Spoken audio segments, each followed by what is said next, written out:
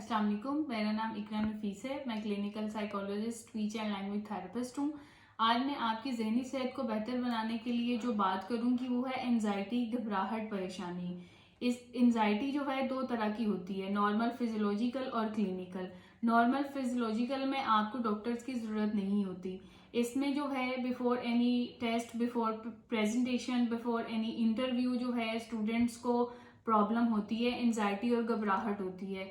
जैसा कि घर के सरबराह जो हैं, घर चलाते हैं, बड़े अखराजात करने से पहले उनको जो है घबराहट होती है।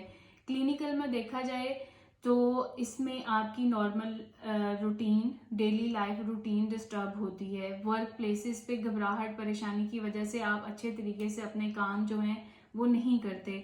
इसमें रिलेशनशिप प्रॉब्लम्स भी होती हैं।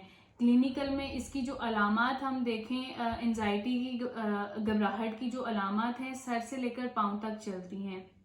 सर दर्द होना, पट्टे खिंच जाना, पट्टों में दर्द महसूस होना, उल्टी आना, वॉमिटिंग की प्रॉब्लम होना और दिल की धड़कन तेज हो जाना, स्वेटिंग, हाथों में पसीने आना, कीड़ियां चलना, इस तरीके से जिस्म का कांपना कि अभी मैं गिर जाऊंगा।